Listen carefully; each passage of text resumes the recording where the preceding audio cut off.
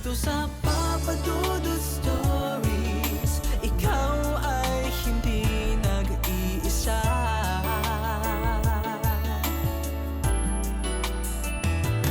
Dito sa Papa Dudut Stories, may nagmamahal sa'yo. Papa Dudut Stories, Papa Dudut Stories. Dear Papa Dudut, sa lahat po ng mga nakatutok ngayon, huwag kalimutan na mag-like, mag-share at mag-subscribe.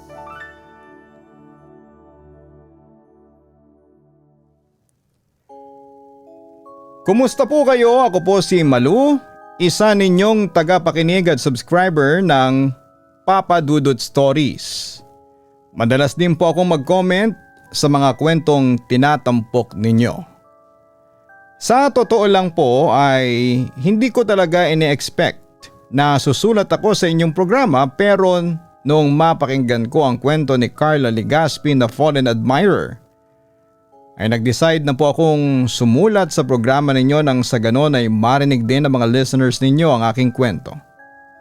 Although hindi ito tungkol sa mga engkanto at lalong hindi ito isang love story. Seryoso Papa Dudut, kung may choice lamang po ako, hindi ako titira sa isang lugar na kailangan mong dumaan sa 3 kilometrong baku-bakong kalsada bago makakita ng matinong tindahan. Sa totoo lang po ay city girl ako. Sanay ako sa ingay ng mga bus sa EDSA, sa amoy ng usok at sa liwanag ng mga mall na hindi natutulog. Pero dahil sa kamalasan sa trabaho at sa lumulubong utang, heto ko ngayon. Bit-bit ang ilang maleta sa tapat ng lumang bahay ni Lola sa isang barangay na kung tawagin ay San Isidro dito sa Pilar, Cebu. Pagkababa ko pa lamang sa tricycle, parang gusto ko nang bumalik sa Maynila. Ang bahay ni Lola ay gawa sa matigas na kahoy. Yung klase ng kahoy na kulay itim sa sobrang pagiging matanda na. Napapalibutan ito ng mga punong hindi mo na malaman kung manggaba o santol dahil sa kapal ng baging na nakapulupot sa mga sanga. Ang katahimikan dito ay hindi nakaka-relax. Bagkos ay nakakabingi. Maluneng, ikaw na pala yan. Munti ko nang mabitawan ang bitbit kong bag nang sumulpot si Aling Rosa sa likuran ko. Siyang matagal nang caretaker ng bahay. Medyo ulyanin na siya pero malakas pa rin. Opo Aling Rosa, pasensya na po kayo ha. Medyo late na ako nakarating. Ang hirap kasing kumuha ng masasakyan papasok dito sa looban. Sagot ko habang pinapagpagan ang pantalon ko. Ganon talaga dito, Neng. Pero wag kang mag-alala. Malinis na ang loob. Binuksan ko na rin ang mga bintana para lumabas ang kulob na hangin. Pero Malu, hinawakan niya ang braso ko. Medyo mahigpit. Wag na wag kang basta-basta magtatapon ng kahit na anong tubig sa labas ha. Lalo na kapag palubog na ang araw. At please lang wag kang mag-iingay masyado sa likod bahay. Natawa ako ng mahina. Sabi ko na nga ba, hindi mawawala ang mga pamahiin. Aling Rosa, 2026 na po, high-tech na tayo. Wala na yung mga nuno-nuno sa punso na yan. At saka sino namang mabubulahaw ko rito? Ang lalayo ng mga kapitbahay. Hindi tumawa si Aling Rosa. Seryoso lang ang mata niya. Hindi naman tawang tinutukoy ko ning eh. May mga naninirahan dito na mas nauna pa sa lola mo. Iba-iba sila ng kulay. Parang baghari pero nakamamatay. May mababait pero meron din naman na mapaghiganti. Yung mga puti okay lang yun. Pero yung mga pula at itim, naku, wag mo silang bibigyan ng dahilan para mapansin ka. Opo, tatandaan ko po. Sabi ko na lamang para matapos na ang usapan. Pagkapasok ko sa loob, Papa Dudut, sinalubong ako ng amoy ng lumang papel at alikabok. Kahit nilinis na ni Aling Rosa ay nandun pa rin ang aura ng isang bahay na matagal nang walang nakatira. Nilapag ko ang mga gamit ko sa sala. Ang sahig ay gawa sa nara. Makintab pa rin pero bawat hakbang ko ay nagresulta sa isang nakakabinging langit-ngit. Krik, krik. Hapon na kaya naisipan kong mag-ayos na ng gamit. Habang nilalagay ko ang mga damit ko sa parador sa kwarto sa itaas ay napansin ko ang isang maliit na pinto sa sulok. Parang storage room. Sinubukan kong buksan pero nakalak. Hinayaan ko na lamang muna. Nang mag-aalas 6 na ay nagutom ako. Pumunta ako sa kusina para magluto ng instant noodles. Habang naghihintay na kumulo ang tubig ay nakaramdam ako ng kakaiba. Alam mo yung pakiramdam na may nakatitig sa batok mo? Lumingon ako sa may bintana ng kusina at nakaharap sa malaking puno ng mangga sa likod bahay. Wala naman akong nakita kundi ang kadiliman at ang mga dahon na gumagalaw nang dahil sa hangin. Pero pagharap ko ulit sa kalan ay nanigas ako. Sa ibabaw ng lamesa sa tabi ng aking mangkok, may nakalagay na 5 buto ng santol. Ang nakakatakot dito, maayos silang nakapila. Perfect straight line. At lahat ng buto ay may bahid ng kulay asul na parang pintura. Pero kumikinang ito sa dilim. Daga lang to, Malu. Pinagtitripang ka lang ng mga daga dito. Bulong ko sa sarili ko. Kahit alam kong imposibleng makapag-align ng buto ang daga ng ganon ka-perfect. Kinuha ko ang basahan para itapon ang mga buto. Pero bago ko pa mahawakan, nakarinig ako ng mahinang hagik-hik. Galing ito sa ilalim ng lababo. Hihihi, ang bango ng niluluto ni Malu. Pero mas masarap ang Malu. Halos tumalon ang puso ko sa lalamunan ko. Ang boses ay parang bata na may halong boses ng matanda. Matinis at paos. Mabilis kong kinuha ang sandok at sinilip ang ilalim ng lababo. Walang kahit na ano kundi ang mga lumang tubo ng tubig.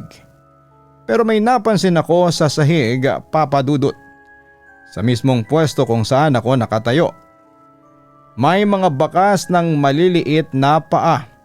Hindi ito bakas ng sa bata.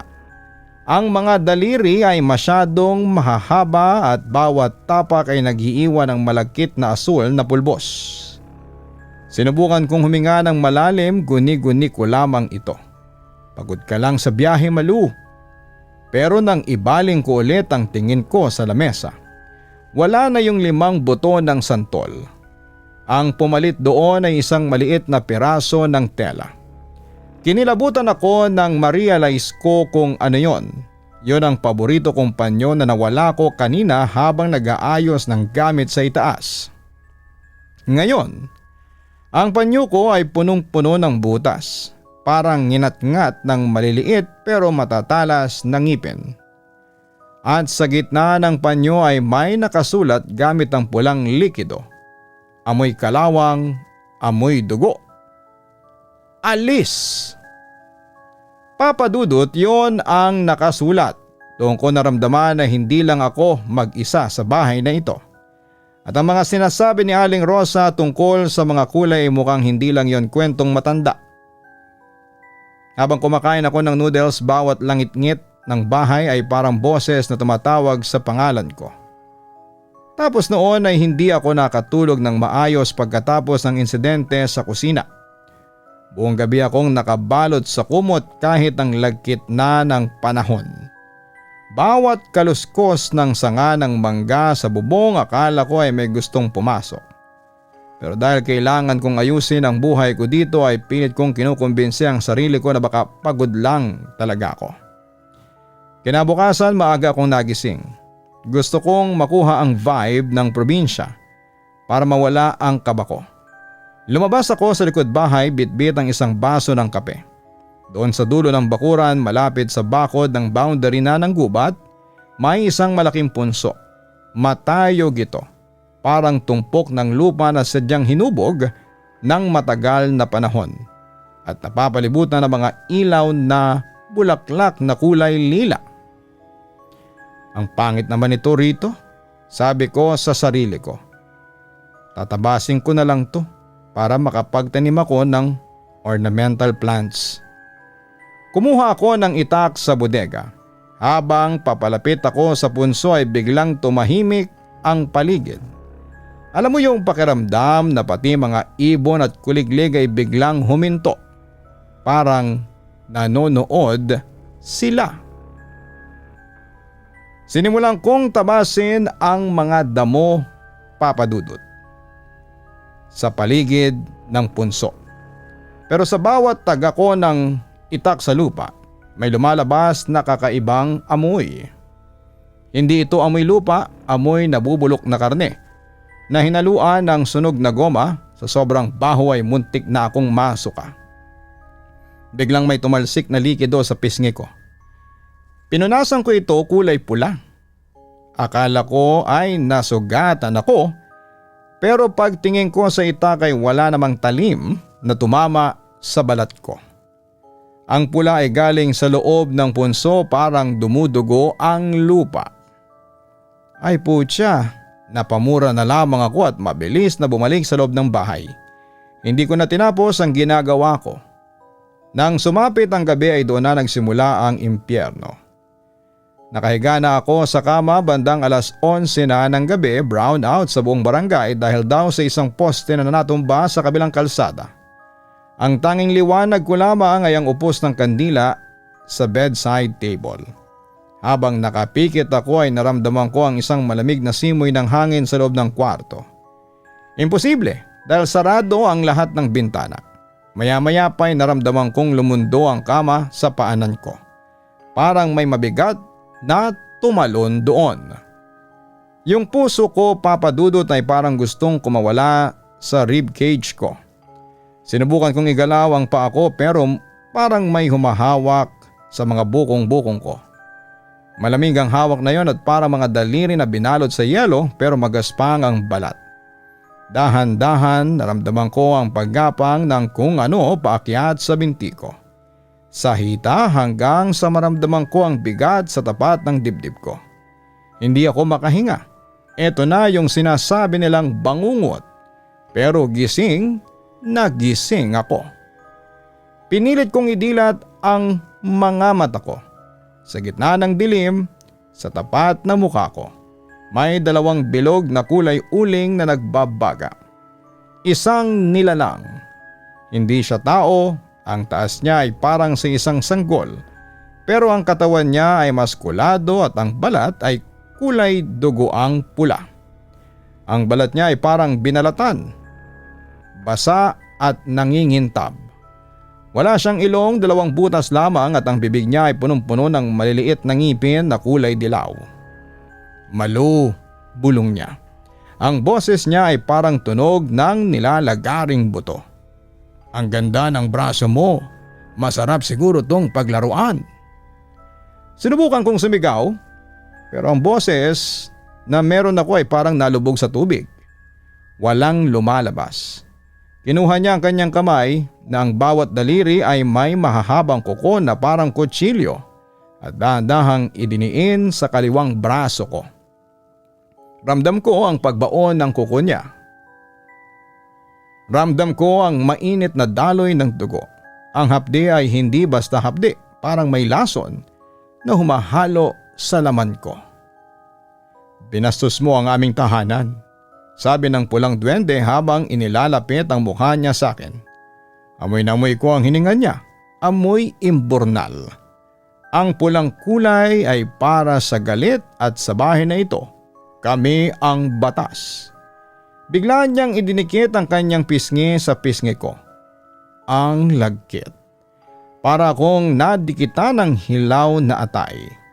Pagkatapos sa isang iglap ay tumalon siya mula sa dibdib ko patungo sa madilim na sulok ng kwarto. Kasabay nito ay ang muling pag-ilaw ng bumbilya sa kisame. Bumalik na ang kuryente.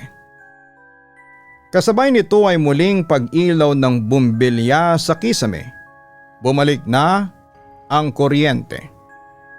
Napaupo ako sa kama habang ang hininga ay habol-habol. Panaginip lang yun. Panaginip lang.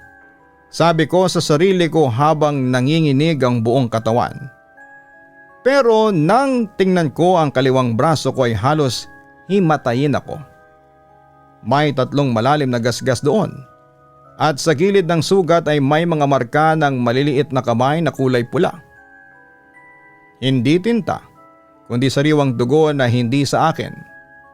Amoy na amoy sa buong kwarto ang malansang amoy ng punso. Hindi pa doon natapos. Tumingin ako sa salamin ng aparador. Sa ibabang bahagi nito ay may nakasulat gamit ang pulang putik. 2 araw, 3 pang kulay. Napaiyak na lamang ako sa takot. Gusto ko nang umalis, gusto ko nang tumakbo palabas. Pero nang subukan kong tumayo ay napansin ko ang sahig. Ang buong paligid ng kama ko ay napapalibutan ng mga maliliit na pulang bakas ng paa. Nakapalibot sila na parang isang ritual at lahat sila ay nakaturo sa ilalim ng kama ko. Hindi ako makakilos, Papa Dudut. Alam kong nandun lamang siya sa ilalim, naghihintay na ibaba ko ang paa ko para mahila niya ako sa kadiliman. Papa Dudut, para kong estatwa noon, natakot huminga. Nang mati akong maliwanag na ay mabilis kong kinuha ang tsinelas ko at kumaripas ng takbo palabas ng bahay. Hindi na ako nag-toothbrush, hindi na ako naghilamos.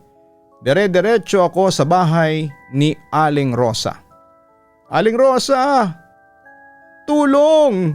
Sigaw ko habang kinakalampag ang gate nila. Lumabas siya na may hawak na walis tingting. Gulat na gulat. Diyos ko, Malu, anong nangyari sa braso mo? Ipinakita ko sa kanya ang 3 malalim na gasgas.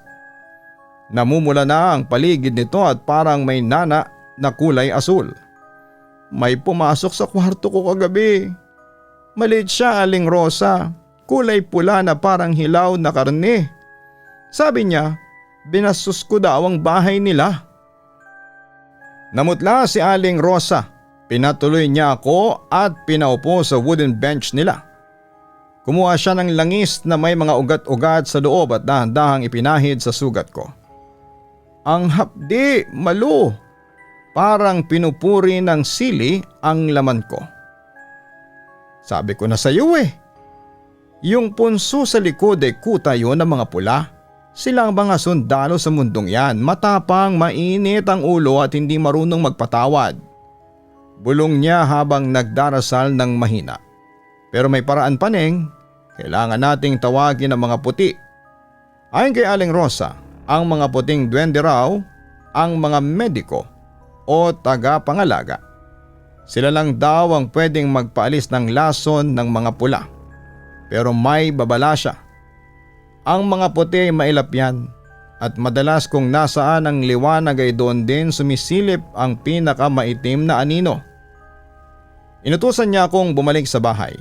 Binigyan niya ako ng isang mangkok ng kaning lamig, asukal at isang baso ng ginisang luya. Ialay mo ito sa ilalim ng puno ng mangga.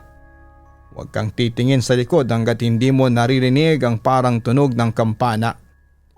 Bumalik ako sa bahay na parang lalakad sa bitayan. Bitbit ang alay, pumunta ako sa likod bahay.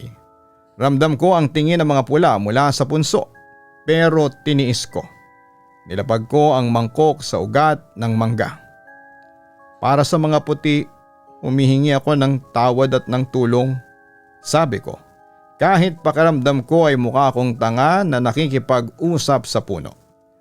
Umupo ako sa isang lumang bangko.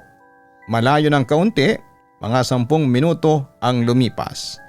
Biglang humangin ng malamig, pero yung malamig na nakaka-refresh, hindi yung nakakanginig. Tapos ay narinig ko na. Parang mga kutsarang tumatama sa porselana. Mula sa likod ng malaking dahon ay may lumitaw na maliit na nilalang. Halos transparent siya. Parang gawa sa hamog o ulap. Kulay puti siya na kumikinang. Ang mukha niya ay napakaamo. Parang isang matandang lolo na sobrang liit. Lumapit siya sa mangkok at kumuha ng kaunting asukal. Tumingin siya sa akin at ngumiti. Sa ngiti niya ay biglang nawala ang hapdi ng braso ko. Salamat, bulong ko. Pero sa isang iglap ay nagbago ang ihip ng hangin. Ang amoy ng kape at luya ay napalitan ng amoy ng sunog na balahibo ng hayop. Mula sa madilim na bahagi ng bakod ay may lumabas na isa pang nilalang. Mas malaki ito kesa sa puting duwende. Ang balat niya ay hindi lang basta itim, kundi parang gawa sa kumukulong aspalto. Ang mga mata niya ay walang puti. Puro itim lang na butas. Ang mas nakakasuka, may mga uod na kulay abo na gumagapang sa buong katawan niya. Ito ang itim na duwende, ang pinaka malupit sa lahat. Bago pa makatakas ang puting duwende, sinunggaban siya ng itim. Narinig ko ang isang matinis na tili na parang binabasag na salamin. Dinamba ng itim ang puti at sinimulang kagatin ang leeg nito. Kitang-kita ko kung paanong nilamon ng kadiliman ang liwanag. Ang puting duwende ay naglaho na parang bula sa bibig ng itim. Pagkatapos niyang kumain, umarap sa akin ang itim na duwende. Tumayo siya gamit ang dalawang paa at humaba ang kanyang leeg. Palapit ng palapit sa mukha ko kahit malayo ako. Masarap ang alay mo, Malu, sabi niya. At ang boses niya ay parang boses ng 1,000 taong sabay-sabay na nagbubulungan sa loob ng kabaong. Pero mas masarap ang takot mo. Ang mga pula ay gusto lang ng dugo. Pero kaming mga itim, gusto naming mabulo ka habang gising. Tumawa siya ng nakakakinig ng buto bago biglang tumalon paakyat sa puno ng mangga at naglaho sa rurok nito. Naiwan akong nakatulala. Wala na ang aking tagapagligtas. Wala na ang puting duwende. Ang tanging naiwan sa ilalim ng puno ay ang mangkok ko na ngayon ay puno na ng mga patay na uod at itim na likido. Tumakbo ako papasok sa bahay at nilak ang pintuan, Papa Dudut. Pero habang paakyat ako sa hagdanan ay may napansin akong kakaiba. Bakit parang humahaba ang hallway? Bakit parang lumiliit ang mga pinto? At doon ko narinig ang boses ni Aling Rosa mula sa loob ng kwarto ko.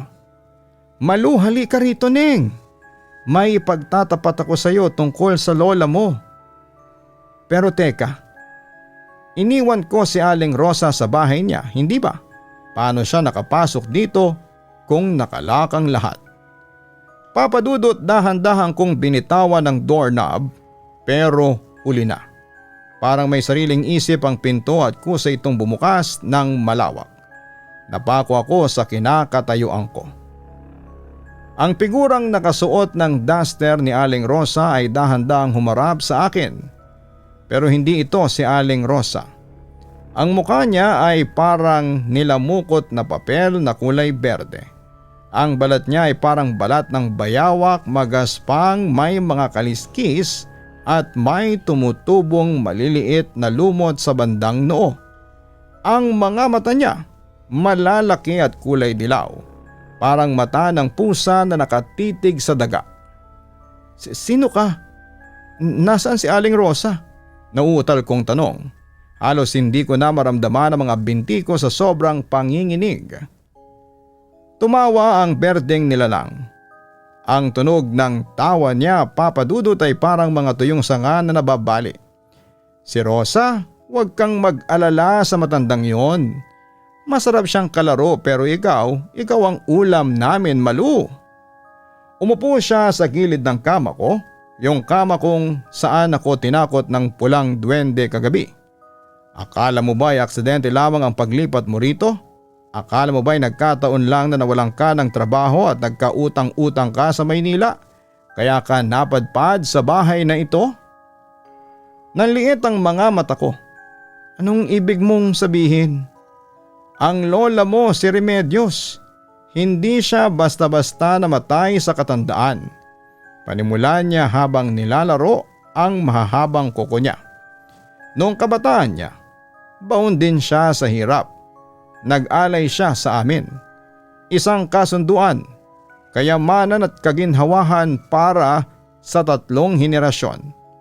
At kapalit nun, ang huling anak ng huling henerasyon ay magsisilbing alay para sa aming kaharian. Hindi totoo yan. Mabait si Lola. Sigaw ko. Pero sa loob-loob ko ay naalala ko yung mga kwento ni Mama tungkol sa biglang pagyaman ni Lola noon na walang makapagsabi kung saan galing ang puhunan. Mabait siya sa inyo pero traidor siya sa amin, sabi ng berdeng duwende.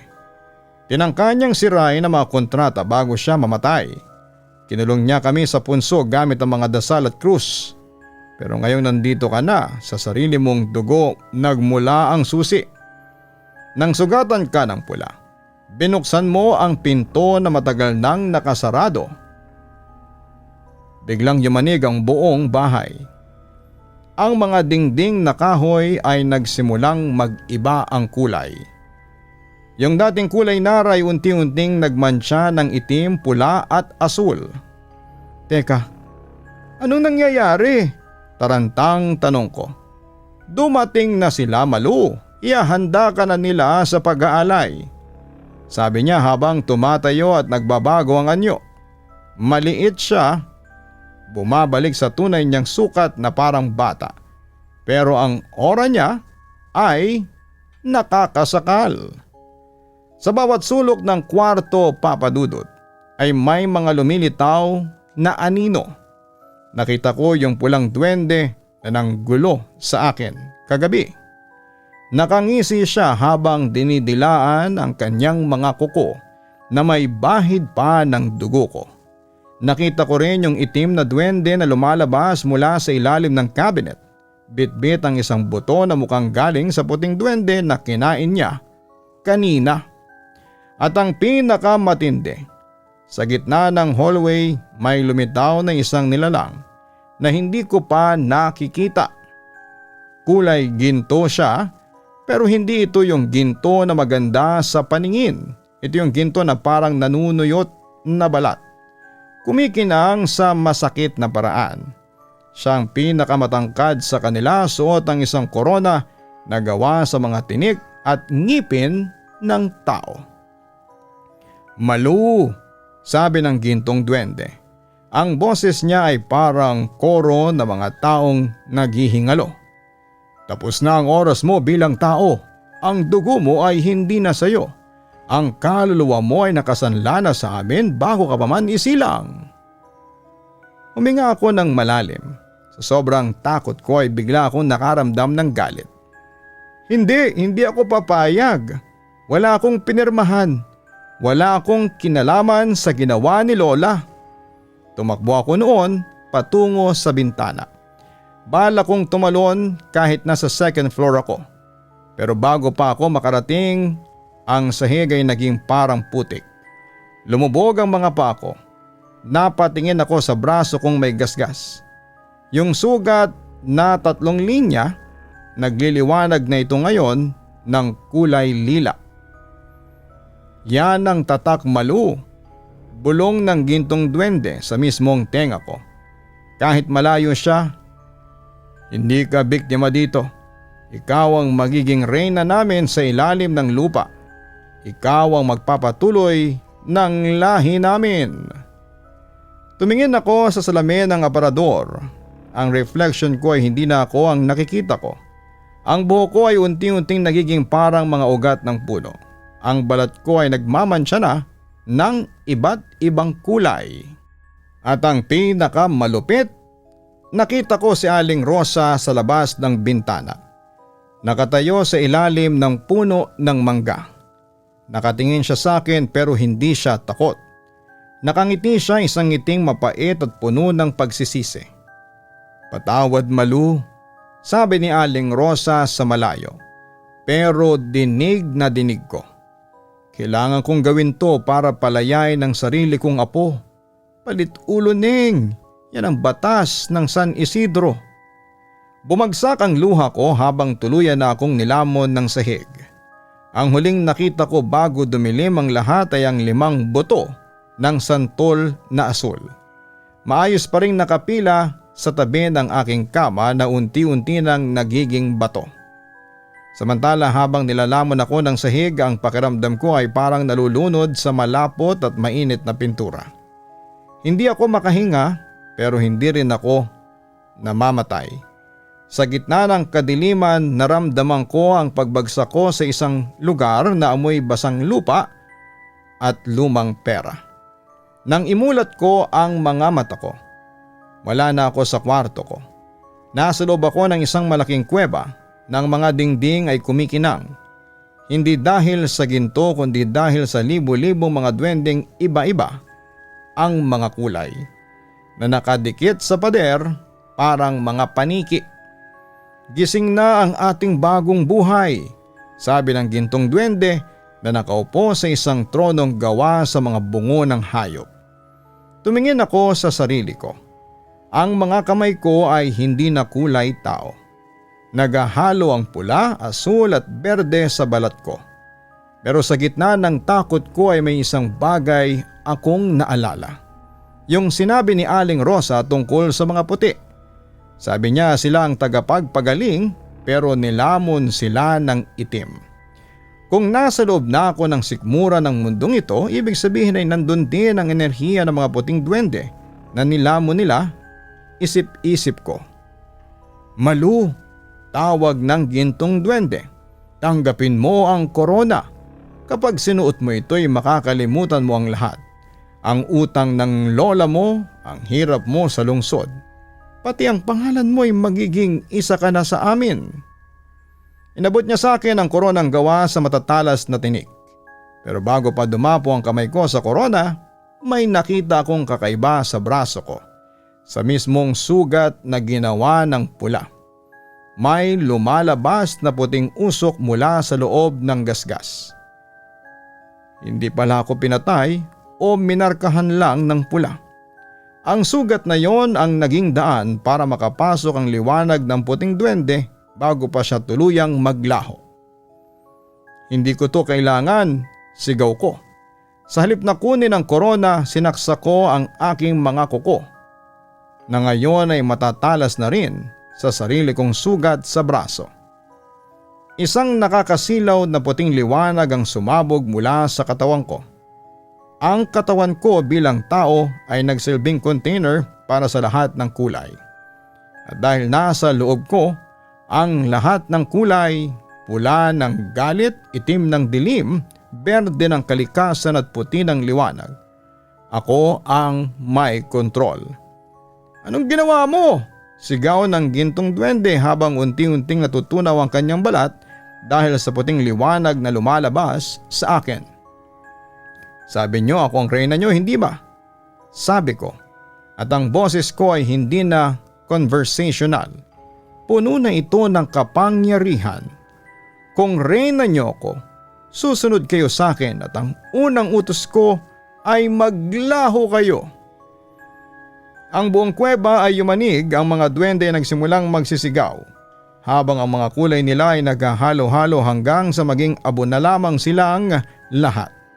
Ang dilim ay napalitan ng nakakabulag na liwanag. Papadudot, nagising ako sa damuhan sa likod ng bahay ni Lola. Tanghaling tapat na yon. Masakit ang buong katawan ko at ang damit ko ay punong-puno ng putik at tuyong dahon. Halos maguluhan ang aking isipan kung totoo ba ang lahat ng mga nangyari sa akin o isa lamang masamang panaginip. Kahit naranasan mo ang kababalaghan ay mahirap yung tanggapin sa utak ko. Nasa borderline ng imahinasyon at realidad ang mga nangyari sa akin. Pero sa huli tinanggap ko na lamang ang katotohanan at napayak ako ng ilang minuto dahil hindi ako makapaniwala na nakabalik ako sa ating mundo. Dahan-dahan akong tumayo, tiningnan ko ang braso ko, wala na ang gasgas. Wala na ang 3 linya, pero may naiwang isang maliit na marka. Isang peklat na parang hugis bituin na kulay puti.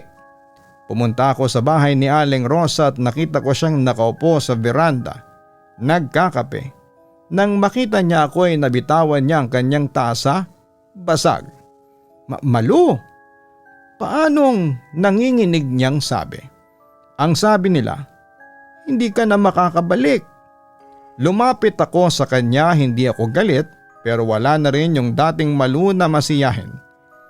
Sabihin mo sa apo mo Aling Rosa, ligtas na siya. Pero ang bahay na yon, akin na yon. At huwag na huwag kayong lilingon sa direksyong yon kung ayaw niyo pang sunduin ko kayo. Mabilis na pumasok sa loob ng bahay si Aling Rosa at nilakang pintuan. Bumalik ako sa bahay ni Lola, hindi na ako natatakot. Pagpasok ko sa kusina, nakita ko ang lamesa, malinis na ito pero sa gitna ay may isang peraso ng buto ng santol, kulay ginto. Kinuha ko ang buto at itinapon sa malayo. Tapos na ang laro, bulong ko sa hangin. Ngayon naninirahan pa rin ako dito sa barangay San Isidro. Tahimik ang buhay ko, wala nang nanggugulo, wala nang nagbubulungan. Pero minsan kapag gabi at tumitingin ako sa salamin ay napapansin ko ang mga mata ko. Kapag natatapat sa liwanag, hindi na sila kulay kape. Minsan nagiging pula, minsan asul at madalas ay nagiging puting-puti. Pero sa kabila noon ay nagdarasal na lamang ako sa Diyos at hinihiling sa Kanya na sana'y wala nang sumubok sa aking katinoan. Dahil aaminin ko sa inyo na nakakabaliw ang kababalaghan. Papadudot, hanggang dito na lamang po ang kwento ko sa inyo at sana po ay mabasa ninyo ito at mapiling itampok sa inyong programa. Oo, mahirap paniwalaan ng aking kwento pero sa maniwala kayo o sa hindi ay nangyari talaga ito sa buhay ko. Kung di man kayo maniwala ay pakinggan nyo na lamang para sa inyong kasiyahan o entertainment. Pero mga kaibigan, kailanman ang kababalaghan ay hindi isang entertainment, isa itong sumpa. Muli maraming salamat at magandang araw po sa inyong lahat. Lubos na gumagalang, Malu. Maraming salamat kay Malu sa pagbabahagi ng kanyang kwento sa ating programa. Ang pangunahing aral ng kwento ni Malu ay ang pagtanggap sa sariling lakas at ang pagtayo sa sariling mga paa sa kabila ng panlilinlang ng iba. Ipinapakita nito na ang mga pagsubok sa buhay ay kinakatawan ng iba't ibang kulay ng duwende. Ay hindi lamang basta kamalasan kundi mga hamon na susubok sa ating katatagan. Bagamat may mga taong akala po natin ay kakampi pero magtataksil pala. Gaya ni Aling Rosa, binibigyang diin ang kwento na ang tunay na kaligtasan ay wala sa kamay ng ibang tao kundi nasa loob ng ating mga sarili. Sa huli, ang pagharap ni Malu sa kanyang kinakatakutan at ang pag-angkin niya sa kanyang kapalaran ay nagturo na hindi tayo dapat maging biktima ng ating nakaraan o ng mga pagkakamali ng mga nauna sa atin. May kakayahan tayong putulin ang mga maling siklo at maging reyna o hari ng sarili nating mga buhay. Huwag kalimutan na mag-like, mag-share at mag-subscribe. Maraming salamat po sa inyong lahat.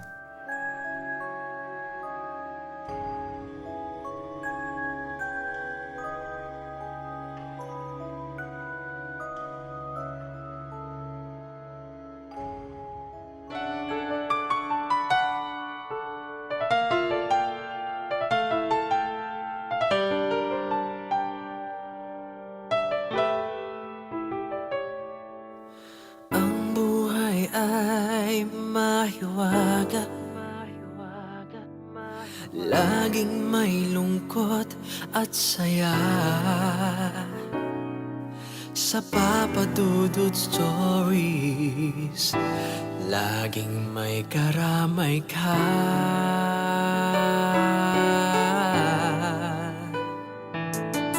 Mga problema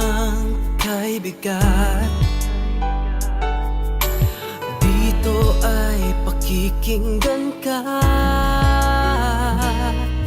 sa Papa Dudut Stories. Kami ay iyong kasama dito sa Papa Dudut Stories. Ikaw ay hindi nag-iisa.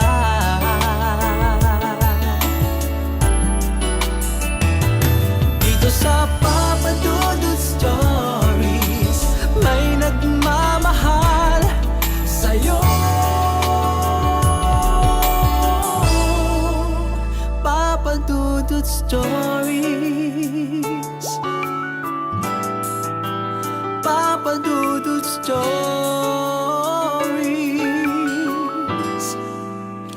Papa Dudut Stories.